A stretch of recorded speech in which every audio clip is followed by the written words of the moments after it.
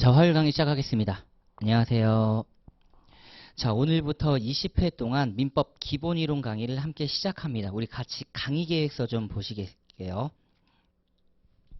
자, 올해부터 시험 제도가 좀 개편이 됐죠. 그래서 40문항으로 이제 변경이 될 건데, 자, 그렇다면 우리가 지금 민법 총칙이랑 채권 총론, 그리고 채권 강론이라고 하는 세 가지 영역 안에서 지금 범위가 어떻게 될 것이며, 그리고 출제는 또 어느 정도가 될 것이냐, 그러니까 여러 의견을 이제 종합해 본 결과, 자, 강의 계획서 보십니다. 01번 보실게요.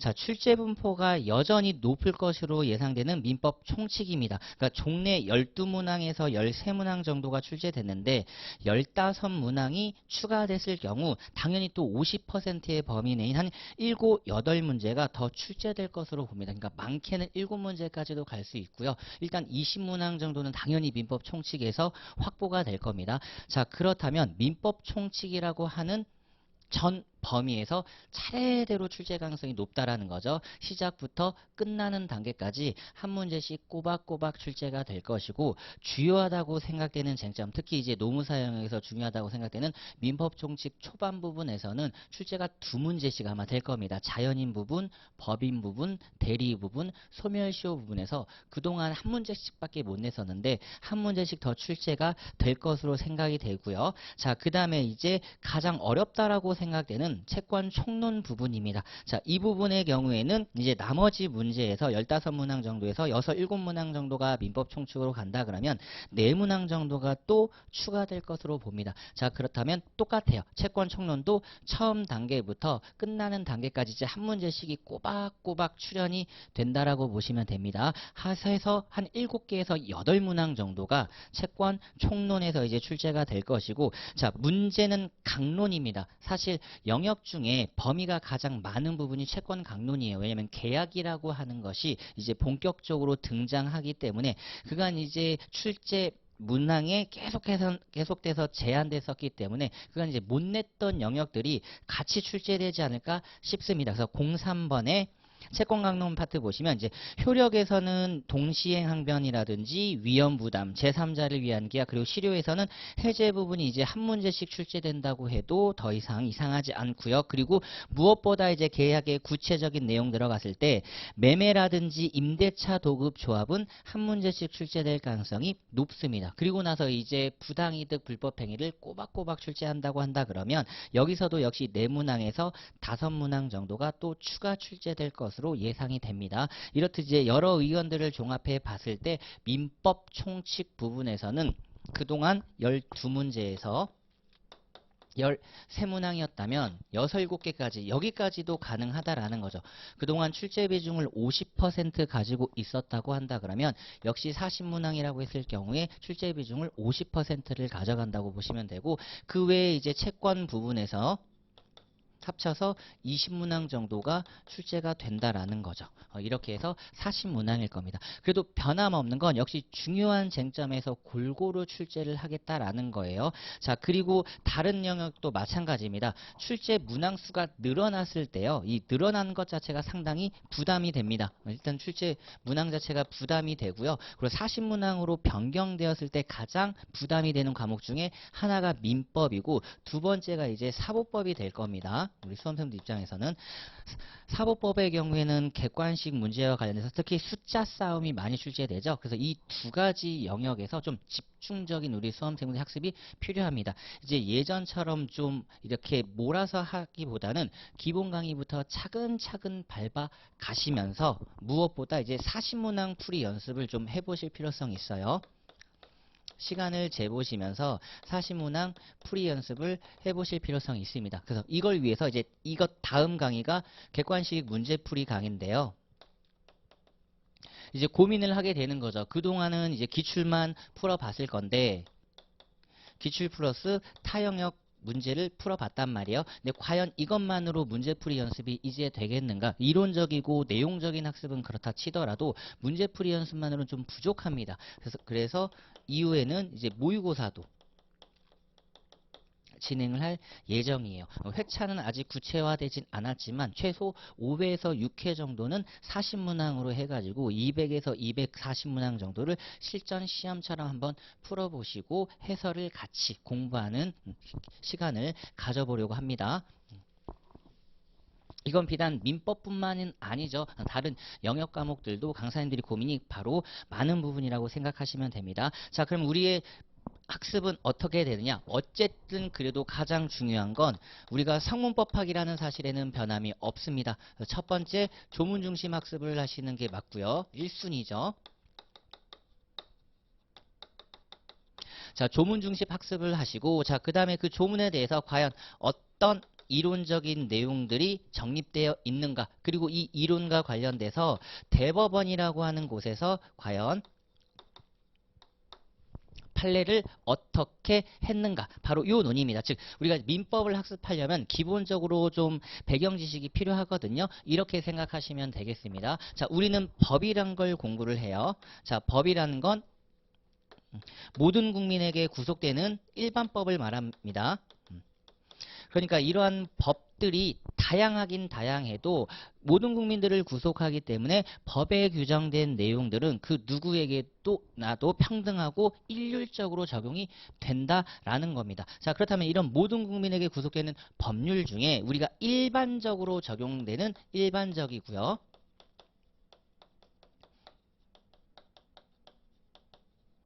자, 추상적인 법 하나를 만들어 두겠다라는 겁니다. 이유인즉슨 우리가 일상생활하면서 가장 밀접하게 관련되어 있는 법이기도 하기 때문에 그래요. 자, 그걸 두고 우리는 민법이라고 하겠다라는 겁니다. 국민들에게 적용되는 법이라고 해서 일반법인 민법이라고 합니다. 그렇다면 이 민법에서는 과연 누구를 규율하는가? 그걸 두고 우리는 이제 당사자라는 개념을 써요.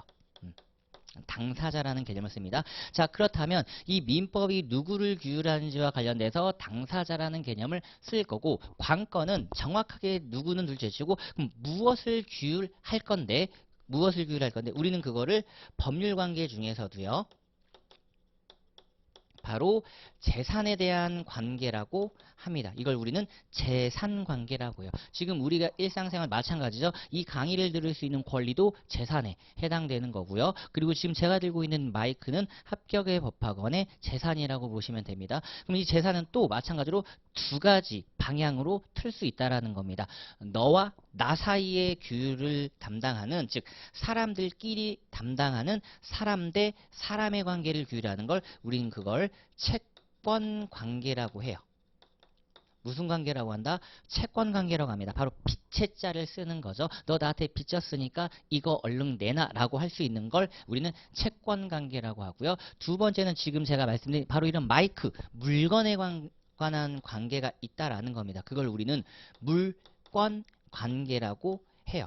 자, 근데 시험 영역에서 노무사에서 요 물권 관계는 뺐다라는 겁니다. 이 물권 관계를 빼면서 토탈 두 가지 체계를 우리는 학습을 할 건데, 그렇다면 채권 관계와 물권 관계를 아우르는 이걸 규율하는 관계, 첫 번째로 민법 총칙이라고 하는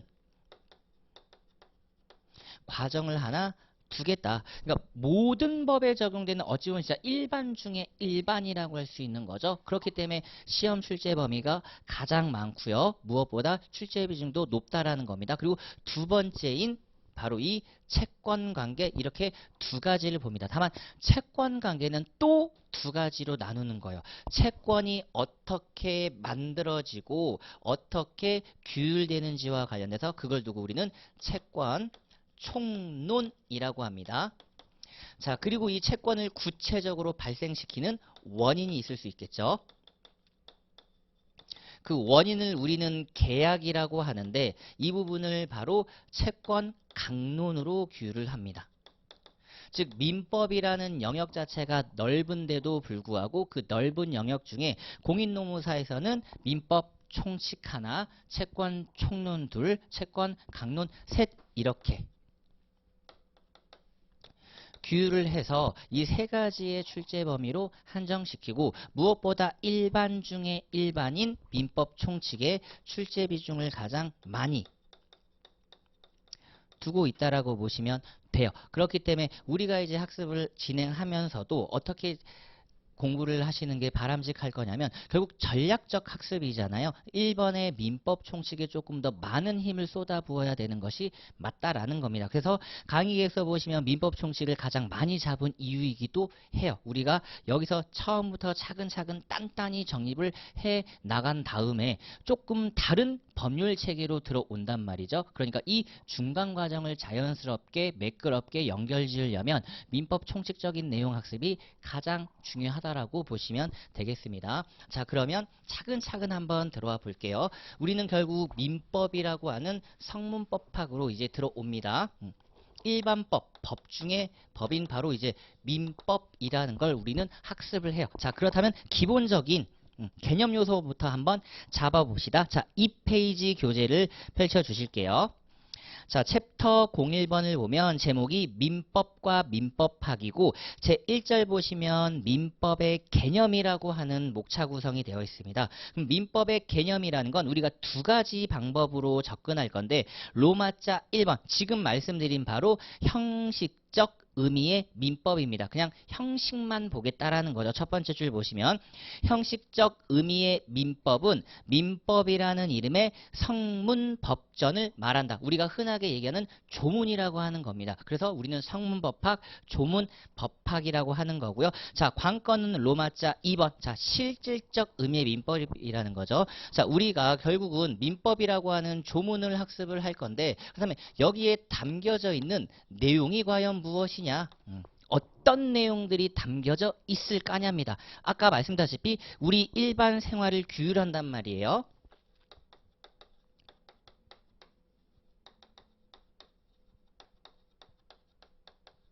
우리 일반 사회생활을 규율하는데 그게 다른 것도 아닌 법이라는 겁니다. 그럼 이 일반 사회생활 관계에서는 과연 어떤 내용들이 있는지를 자 이제 보겠습니다. 로마자 2번에 있죠. 보세요. 사법으로서의 민법입니다. 자, 민법은 개인 간 사인이라고도 합니다. 사인의 생활관계를 규율한다. 그래서 사법에 속한다. 이 사법의 반대 형상이 바로 공법이라고 하는 겁니다. 헌법 들어보셨을 거고요. 지금 한참 문제되고 있는 형법이라든지 형사소송법 이런 것들이 공적 관련된 규율 관계예요. 그래서 그걸 공법이라고 하고 우리는 개인 대 개인, 사인 대 사인이라고 하는 생활관계를 규율하기 때문에 사법에 속하며 자 원칙적으로 대등한 관계죠. 너와 나 사이입니다. 너와 나 사이 대등 관계입니다. 상하 종속 위계 질서가 아니죠. 대등한 관계에 정하는 사법이며 일반법으로서 개인의 일상 보통의 사적 생활 관계를 규율하는 법이다. 그래서 사법이면서 일반법이라고 얘기를 했던 겁니다. 자, 그러면 일반 사회생활을 규율할 건데 그럼 구체적으로 어떤 내용을 그 안에 담아뒀을까? 그걸 우리는 이번에 실체법이라고 합니다. 자, 바로 첫 번째 줄 권리, 의무. 이게 이제 핵심인 거예요. 무릇 일반 사회생활 관계에서는 우리가 이 사회생활이라고 하지만 결국은 누구는 누구에게는 권리라는 게 이제 주어질 거고요. 그러면 누구에게 권리가 있다면 누구는 반드시 해야 되는 의무라는 게 있을 수 있다라는 겁니다. 구속이죠. 아까 제가 설명드렸던 바로 구속역이라는 겁니다. 이걸 규율하는 걸 우리는 실체법이라고 해요. 자, 읽어보겠습니다. 민법은 권리 의무의 발생이나 그 내용 성질 및 변경 소멸에 관한 직접적인 규정으로 이루어져 있으므로 실체법이라고 할 수 있다. 조금만 더 디테일하게 얘기를 하면 결국 우리는요 이걸 취득하기 위해서 이걸 갖기 위해서 민법이라는 걸 이용을 할 건데 자 민법이라고 하는 건 우리가 어떤 액션을 합니다. 그걸 우리는 요건이라고 해요. 법의 일정한 어떤 내용을 딱 규율하고 있는데 이러한 요건을 구비하게 되면 일정한 효과를 부여합니다. 이 효과를 우리는 앞으로 권리 의무라고 하겠다라는 겁니다. 이걸 규율하는 걸 우리는 실체법이라고 하고요. 하나 더 이러한 실체법적 과정에서 권리 의무와 관련된 일반 당사자 간 사인 간의 자 분쟁이 발생합니다. 그렇다면 이 분쟁을 또 해결할 수 있는 제도적 장치가 마련돼야 되거든요. 그걸 우리는 민사소송법이라고 해서 이건 실체에 관한 권리 의무의 내용이 아닌 바로 절차에 관한 내용인 거죠. 그래서 이걸 우리는 절차법이라고 합니다. 자, 그러면 민사소송법이라고 하는 절차법에서 분쟁을 해결해야 되잖아요. 그럼 분쟁을 해결함에 있어서 과연 우리는 어떤 걸 기준으로 삼아서 분쟁을 해결해야 되는가예요. 당연히 지금 우리 입법자들이 만들어둔 당연히 법률을 기준으로 분쟁을 해결하겠죠. 그래서 다음 챕터가 바로 제2절의 민법의 법원이 되는 겁니다. 일단 법원 본문 내용 읽어보고 우리 조문으로 가볼게요. 자, 법원이란 법의 존재 형식 또는 현상, 형태를 말하는 것으로서 법을 인식할 수 있는 법의 발현 존재 형식을 가리킨다. 자, 무엇보다 이 얘기입니다. 분쟁이 발생할 경우에 이를 해결하기 위한 법규이며 그 중에서도 우리는 민사에 관한 적용 법규를 따기 때문에 이 법률 중에 우리는 어떤 걸 공부한다? 민법이라는 겁니다. 그쵸?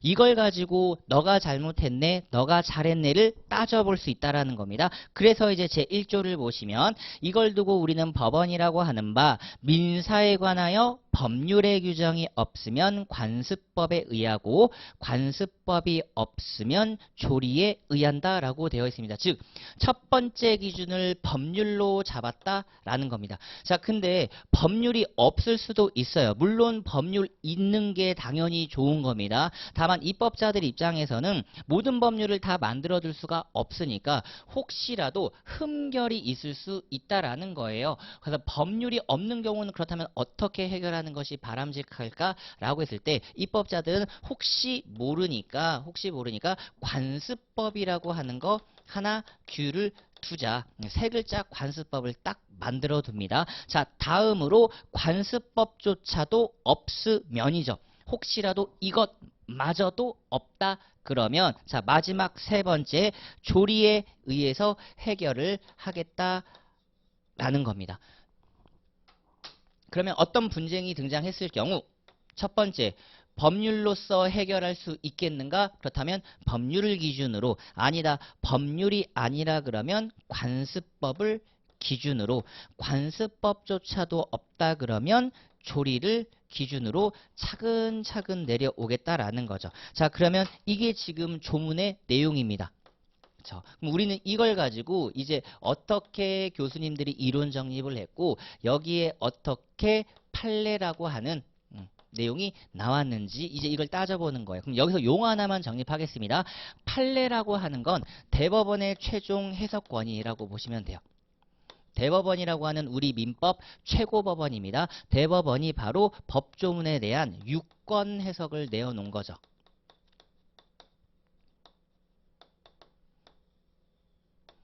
대법원의 공식적인 의견이기 때문에 당연히 출제 범위로 들어오는 겁니다. 그래서 조문 출제 범위 들어오는 거고요. 이론 출제 범위 들어오는 거고요. 그 이론과 함께 판례라고 하는 대법원의 최종적인 유권 해석에 대해서도 출제 범위로 들어오는 거예요. 자, 그렇다면 차근차근 하나씩 봐봅시다. 자, 로마자 2번 법원의 종류로서 1번 성문 민법으로서 이제 우리 법률을 보려고 하는 거죠. 자, 첫 번째 줄. 자, 법률이란 로마자 1번 국회에서 제정한 형식적 의미의 민법뿐만 아니라 여기까지도 민법전 얘기하는 거고요. 민사에 관한 특별법 및 법규 등을 포함한다. 어떻다? 넓은 의미의 법률을 말한다. 또한 법률의 형식을 취하지 않더라도 명령, 바로 대통령의 긴급제정, 경제명령, 긴급명령 등과 같은 명령, 그리고 대법원 규칙도 민법의 법원이 됩니다. 자, 다시 볼게요. 지금 우리가 법률이라는 단어를 썼단 말이죠. 그럼 법률이라고 하는 것은 국회인 입법자가 만드는 건데 그러한 법률뿐만 아니라 이 민법뿐만 아니라 이걸 또 구체적으로 시행하기 위해서는 여기에 필요한 다양한 규범 형식이 존재할 수 있다라는 거예요.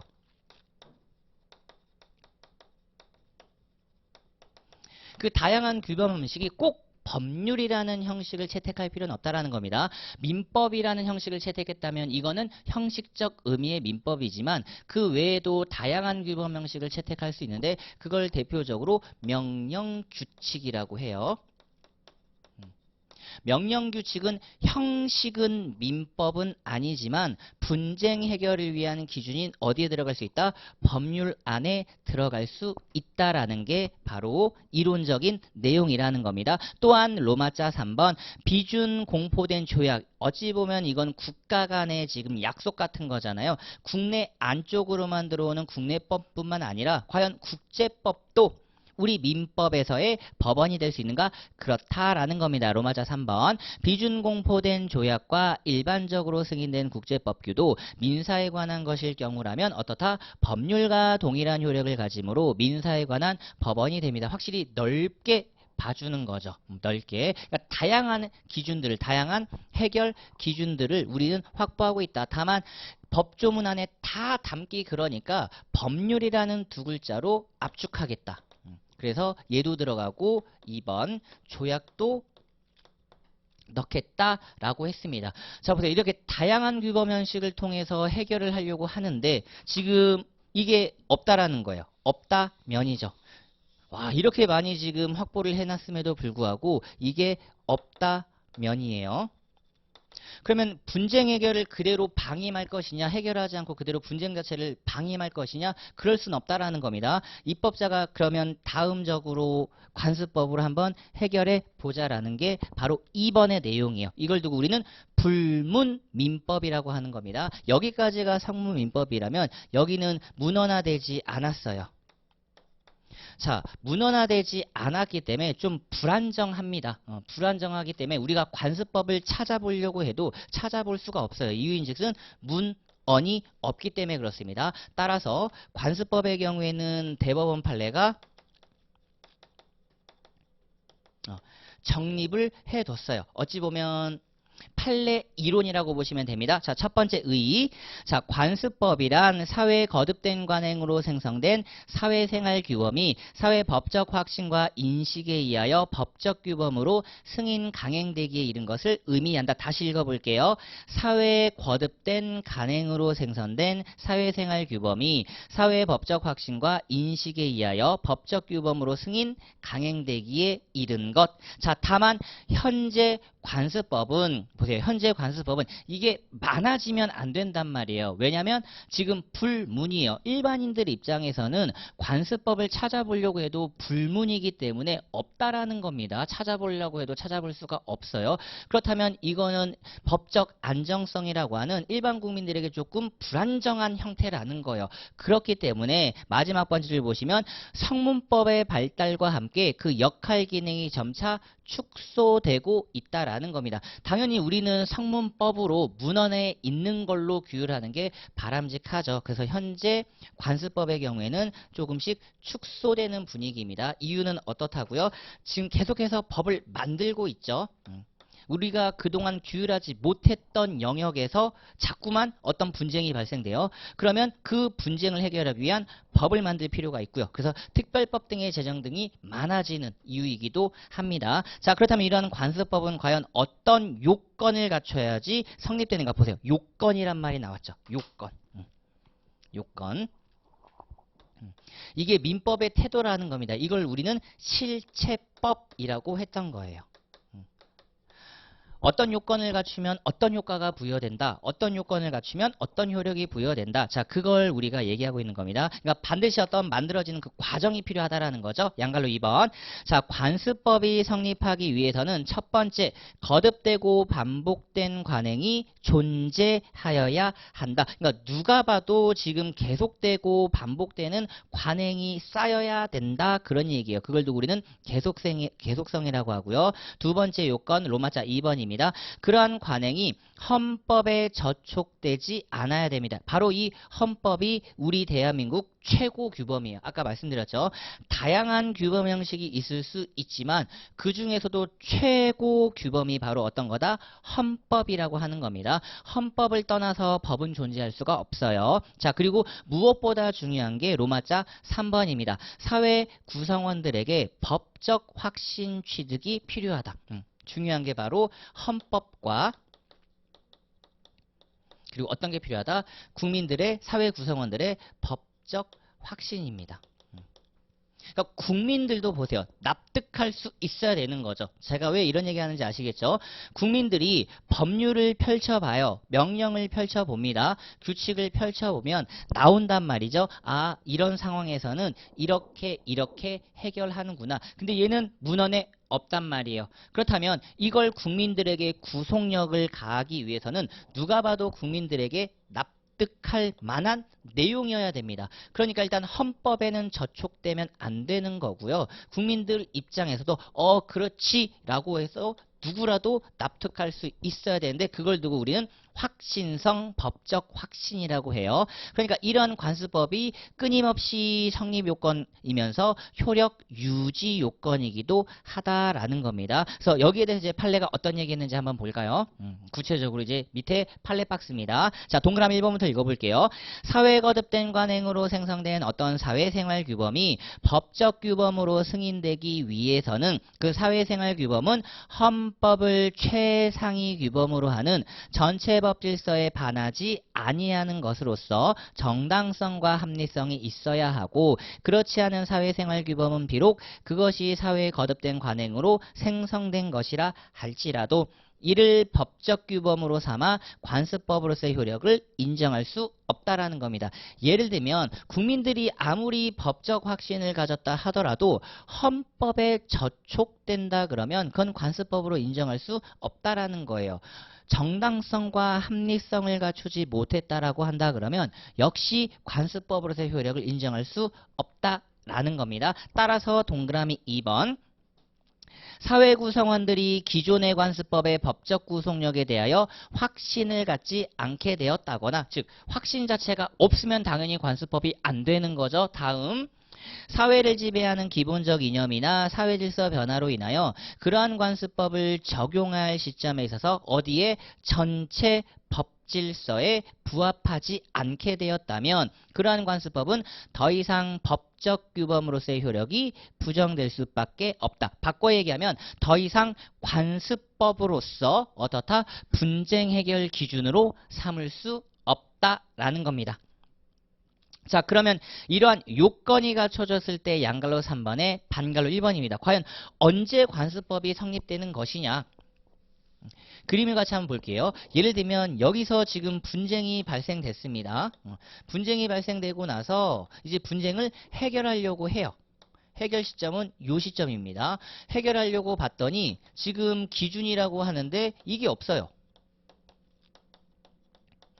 법률이 없답니다. 그래서 대법원께서 관습법이 있는지를 확인해 봤더니 관습법이 존재한다고 확인을 해주셨어요.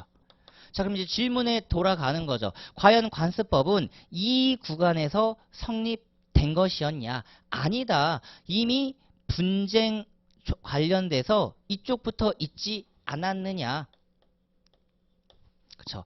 소급표를 인정하는 게 바람직하지 않느냐 이런 논의에 지금 있다라는 겁니다. 이유인즉슨 이미 관습법은 끊임없이 계속되고 반복되고 있었던 거예요. 그걸 대법원이 확인했을 뿐이라는 겁니다. 자, 읽어보시면 반갈로 1번. 자, 첫 번째 줄 관습법은 판결에 의해서 그 존재가 확인되지만 어떻다? 성립 시기는 구성원 다수가 그 관습에 법적 구속력이 있다는 확신을 가진 때로 소급합니다. 소급표를 인정해 줄 수밖에 없어요. 그렇다면 이분의 역할은 이런 느낌으로 접근하시면 됩니다. 법원은 기존에 존재하는 관습법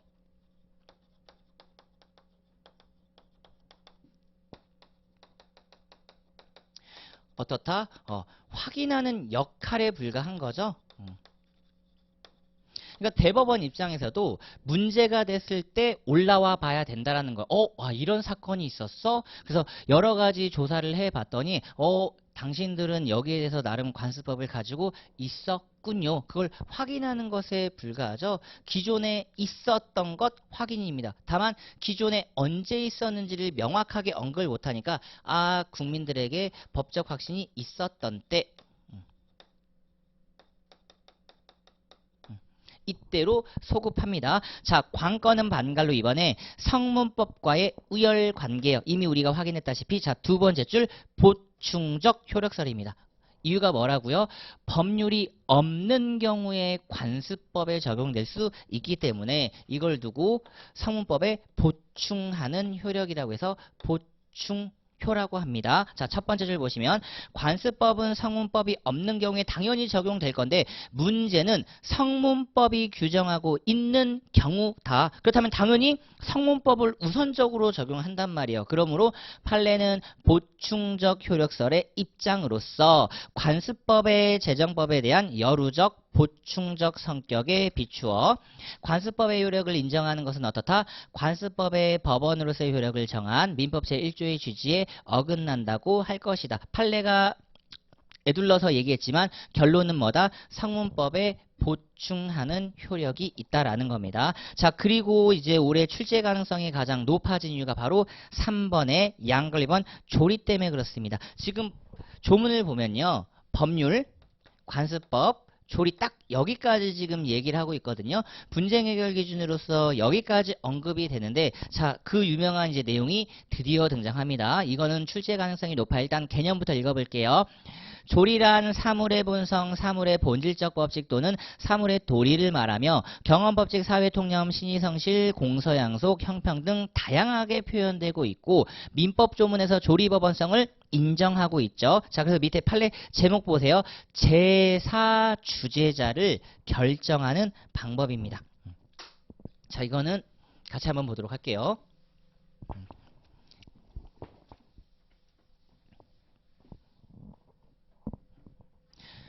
자, 보세요. 사인 간의 분쟁. 어떤 분쟁? 누가 제사 지내실 것이냐. 여기에 대해서 끊임없이 분쟁이 있었는데 종래 어떻게 정립을 했냐면 이렇게 간대요. 협의로 정하시라는 겁니다. 여러 상속인이 존재할 수 있겠죠. 따라서 큰아들, 큰딸 있을 때 협의하시면 된대요. 자, 근데 협의가 없는 경우라면 보세요. 협의 불발이죠. 왜냐하면 제사 주제자가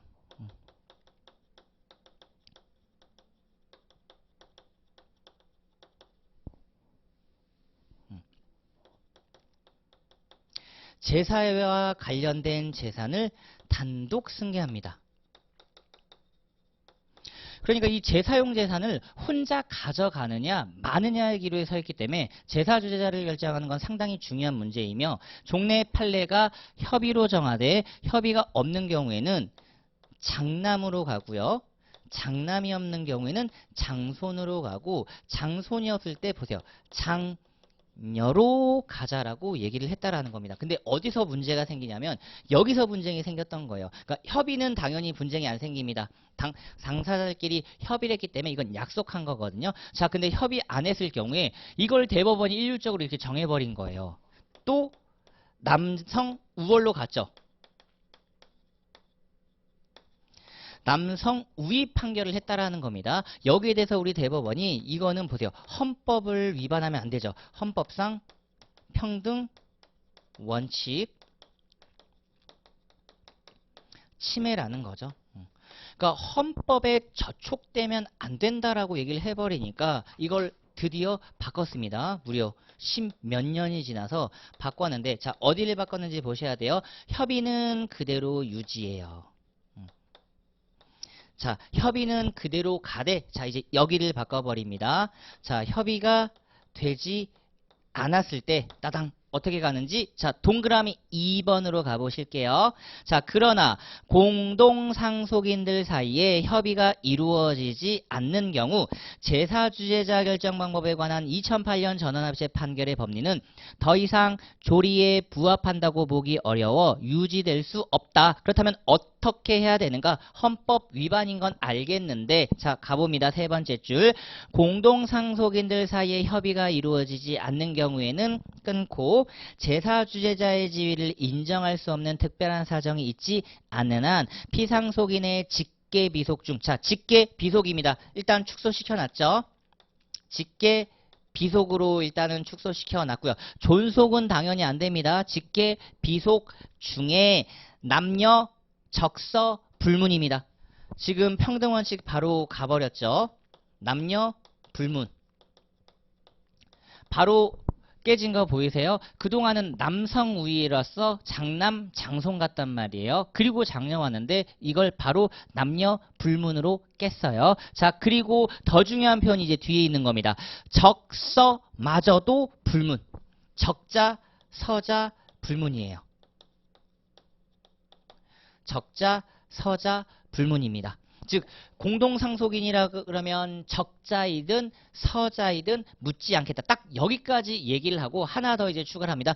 그렇다면 누가 돼야 되는 게 여기서 바람직하냐? 장남이냐 일률적으로 아니다. 장손이냐 일률적으로 아니다. 장녀냐 일률적으로 아니다. 무조건 최근 친의 연장자입니다. 여기에 형용펜을 빡 그어주시면 돼요. 이게 오히려 우리나라의 법감정에 맞다라는 거죠. 장유유서, 어른 공경 이런 게 오히려 우리 헌법상 이념에 좀 부합하다라고 얘기를 했고요. 자, 이런 게 어떻다? 제사주재자로 우선한다고 보는 것이 가장 조리에 부합한다고 했다라는 겁니다.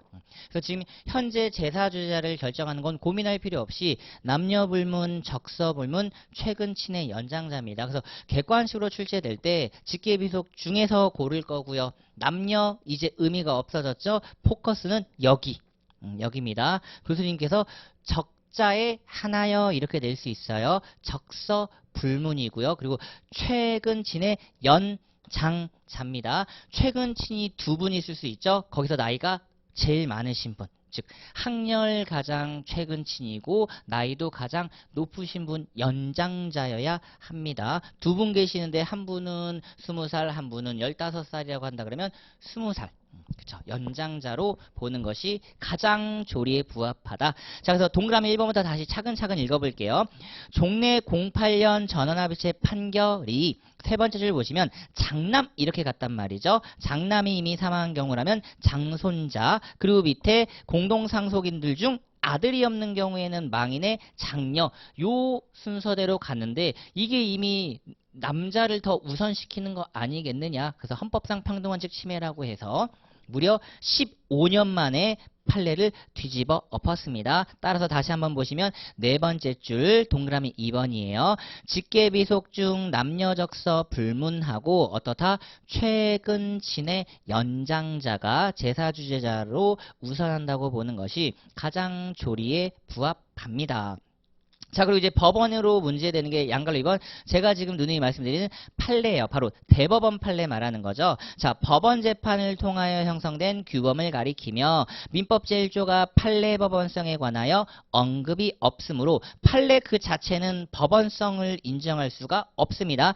참고사항은 될 수가 있어요. 참고사항은 될 수 있어도 그 자체가 분쟁 해결 기준이 아니라는 겁니다. 재판관님은 자기의 양심을 걸고 독자적인 판단을 내릴 수 있지 기존 판례대로 그대로 판단하시라는 게 아니죠. 자, 반면 대법원 판례와 달리 헌법재판소의 결정은 그 내용이 민사에 관한 것인데에는 민법의 법원이 됩니다. 앞에서도 봤다시피 헌법상 평등원칙 침해 안 되니까 헌법 그 자체는 어떻다? 충분히 법원성이 됩니다. 특히 가로 열고 닫은 부분 위헌 결정의 경우 민사에 관한 법원이 되지 못하는 소극적 의미입니다. 자, 보세요. 헌법상 평등원칙 침해래요. 그럼 얘는 더 이상 어때요? 조리가 될 수 없다라는 겁니다. 법원이 될 수 없고 바뀐 얘가 이제는 법원이 되는 거예요. 얘가 법원이 된다. 아, 이런 의미를 가지는구나 라고 생각하시면 되고요. 자, 그 다음에 이제 5페이지에서는 그렇다면 이렇게 사회생활을 규율할 건데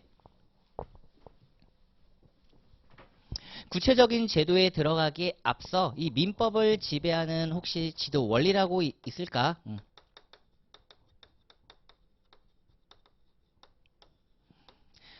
자, 일반 사회생활을 규율하기 때문에 사인들의 자유를 중시하겠다라는 겁니다. 그걸 우리는 사적 자치 원칙이라고 하고요. 사적 자치 원칙이라고 하고 그걸 우리는 어떤 표현을 쓰냐면 일반적인 행동의 자유가 있다라고 해요. 그리고 그 행동 중에서도 보세요. 행동 중에서도 우리는 어떤 걸 볼 거다? 바로 구체적인 이걸 볼 거라는 겁니다. 우리 수험생분들이 지금 자유롭게 판단하신 거죠. 그래서 합격협학원이랑 노무사와 관련된 교육 위탁계약이란 걸 체결했습니다. 자, 그러면 이러한 사적 자치는 어떤 걸 또 전제로 하죠? 국민 개개인, 너와 나의 신뢰죠. 그래서 이 두 가지를 가장 핵심적인 지도 원리로 가고 있습니다. 자, 읽어볼게요. 로마자 1번. 사적 자치의 원칙이란 자기의 법률 관계를 그의 자유로운 의사에 의해 형성할 수 있다는 원칙을 말한다. 가장 중요한 단어가 자유로운 의사에 의해 형성입니다. 바로 개개인의 자유의사를 존중하는 거죠. 이걸 두고 우리는 법률행위 자유의 원칙 또는 계약 자유의 원칙이라고 해요. 아, 이런 사적 자치 원칙이 지켜져야 되는구나.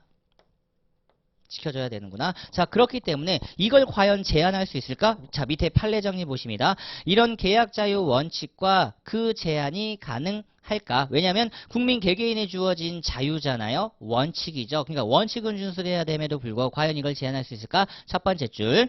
자, 어느 일방이 교섭 단계에서 계약이 확실하게 체결되리라는 정당한 기대 내지 신뢰를 부여하여 상대방이 그 신뢰에 따라 행동하였음에도 상당한 이유 없이 계약 체결을 거부하여 손해를 입혔다면 이는 신의성실 원칙에 비추어 계약자의 원칙이 보세요. 한계를 넘는 위법한 행위로서 어떻다? 불법 행위를 구성한다라는 겁니다.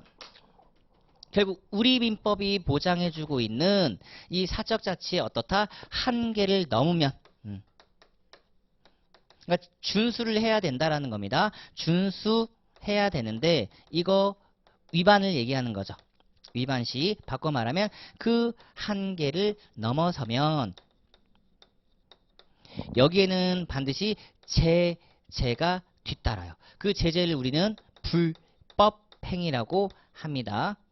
불법행위 책임을 부담하게 된다 그 얘기예요. 자, 이 경우 당사자 중 일방이 계약 성립을 기대하고 이행을 위하여 지출하였거나 지출한 것이 확실한 비용은 계약 체결을 신뢰하여 발생한 손해로서 계약 교섭의 부당 파기로 인한 어떻다? 손해배상 범위에 해당할 수 있다. 즉 불법행위 책임을 부담한다라는 건 피해 입은 자에게 반드시 어떻다? 손해배상을 해주셔야 된다라는 겁니다.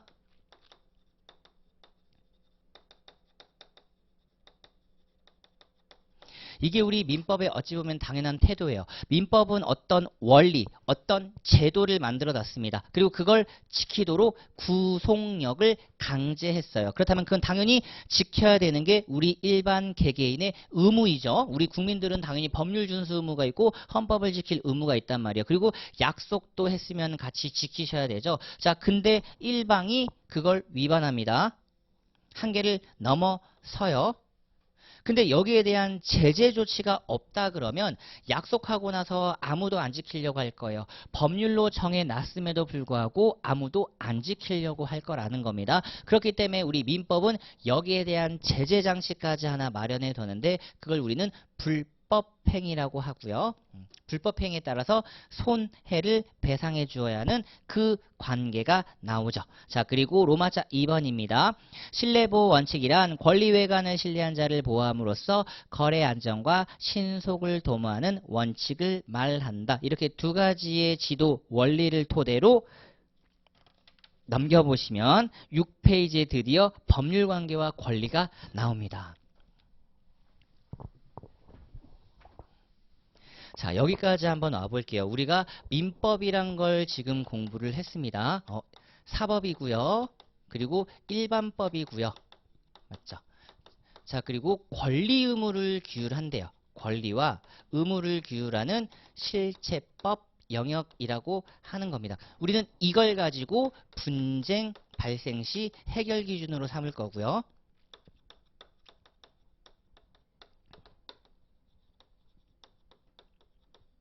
해결 기준으로 삼을 거예요. 자, 그렇다면 지금 보려고 하는 단어는 이겁니다.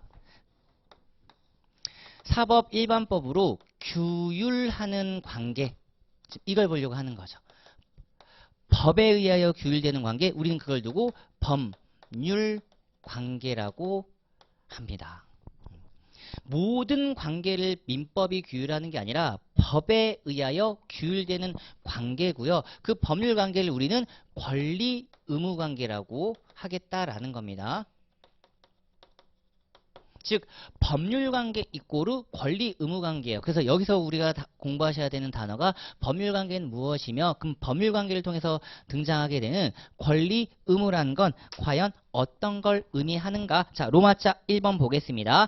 사람의 생활관계 중 끊고 보세요. 모든 사람의 생활관계를 규율하는 게 아니라 반드시 법으로 규율되는 생활관계를 우리는 줄여서 법률관계라고 합니다. 친절하죠? 법으로 규율, 법률, 생활관계, 관계, 법률관계. 자, 이러한 법률관계는 어떻다? 법에 의하여 구속되는 자. 나왔습니다. 드디어. 무조건 하셔야 되는 구속받는 자. 의무관계 하나 나오는 거고요. 옆에 보시면 법에 의하여 보호되는 자의 관계로 나타나는 바, 이를 두고 우리는 권리 의무관계라고 합니다. 법에 의해서 보호받는 자. 그러니까 뭔가 요구할 수 있는 거죠. 그러면 상대방 입장에서는 의무가 구속되는 거죠. 이런 관계를 우리는 뭐라고 한다? 법률관계, 권리의무관계라고 합니다. 이거랑 비교하셔야 되는 게 로마자 이번에 호의관계예요. 즉 법으로 규율되지 않는 관계죠.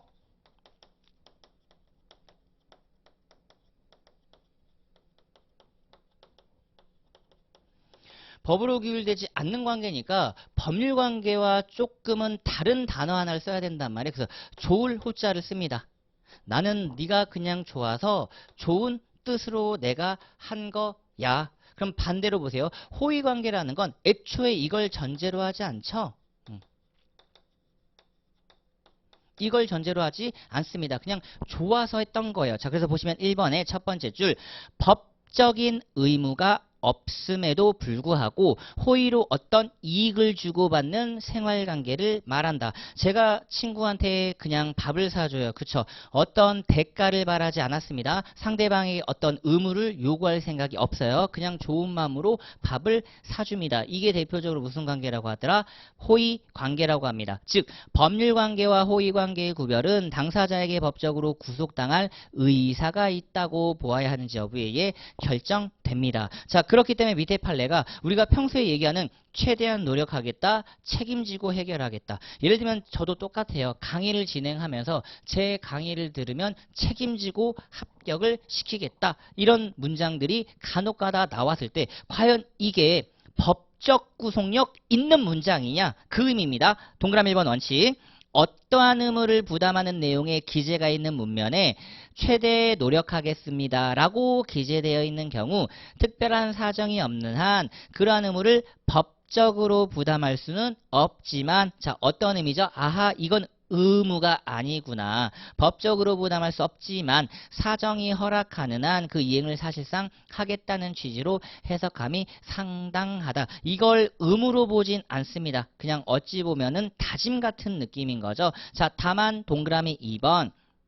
당사자가 법률상 부담할 의사였다고 볼 만한 특별한 사정이 인정되는 경우에는 위와 같은 문구에도 불구하고 어떻다? 법적으로 구속력이 있는 의무로 보아야 한다. 그러니까 법률상 부담 의사가 있는지 없는지에 따라 호의관계이냐 법률관계이냐로 구별되는 겁니다. 그래서 법률관계는 바로 법적 구속 의사, 이렇게 기억하시면 될 것 같아요.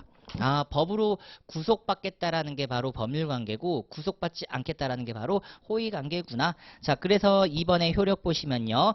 호의관계는 원칙적으로 법적으로 규율되는 관계가 아니기에 법적 제재를 받지 아니하고 끊고, 아까 말씀드렸던 제재가 없어요. 그 결과 법률상의 청구권이나 뒤에 내지 의무관계가 청구권이 발생하지 않는다. 그러나 호의관계가 때로는 법률관계로 전환되는 경우가 있는 바 바로 호의동승과 관련하여 문제됩니다. 자 보세요. 호의관계에서 권리 의무가 안 나와요. 자 근데 갑자기 법률관계로 전환됩니다. 법률관계로 전환된다라는 건 어떤 게 나온다라는 거죠? 권리 의무관계가 갑자기 또 나온다라는 거죠. 이유가 뭘까요? 자, 7페이지 가보겠습니다. 바로 동그라미 1번. 자동차 교통사고에 있어서 피해자가 사고 차량에 자 보세요. 무상동승입니다. 무상동승. 그 운행으로 인한 이익을 누리는 지위에 있었다 하더라도 특별한 사정이 없는 한 그 점만으로 피해자에게 과실이 있다 하여 가해자의 책임을 감경하는 사유로 삼을 수 없다라는 겁니다. 어떤 걸 지금 얘기하고 있으면 법률관계로 전환되는 대표적인 게 호의동승 차량이 사고가 난 거예요. 그 누가 다치셨냐면 이분이 다치신 거죠.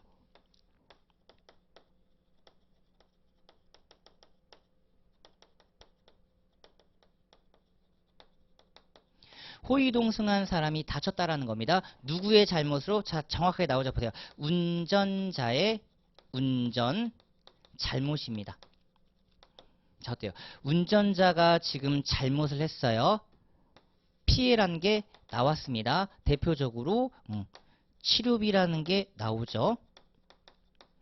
자, 그러면 지금 다치신 분은 운전자의 잘못을 이유로 어떤 걸 요구할 수 있냐면 바로 치료비 청구를 요구할 수 있는 거예요. 지금 권리관계가 나와버린 거죠.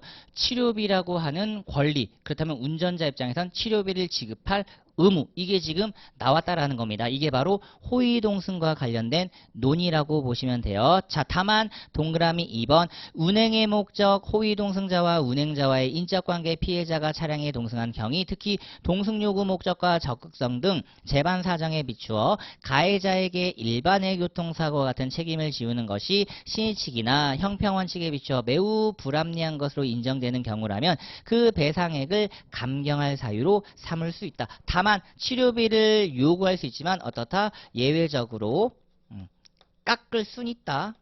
감경이 가능하다라는 겁니다.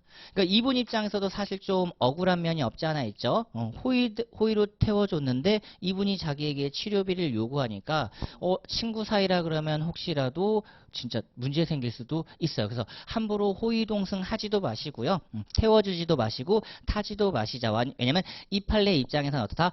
호의동승을 했을 경우라 하더라도 권리 의무 관계가 갑자기 나올 수 있다라는 겁니다. 바로 교통사고 발생 시에 그럴 가능성이 높다라는 거예요. 자, 그러면 이제 7페이지 제 2절 파트부터는 다음 시간에 다시 보도록 하겠습니다. 이제 본격적으로 권리란 어떤 건지를 다음 시간에 한번 살펴보도록 할게요. 잠깐 쉬겠습니다.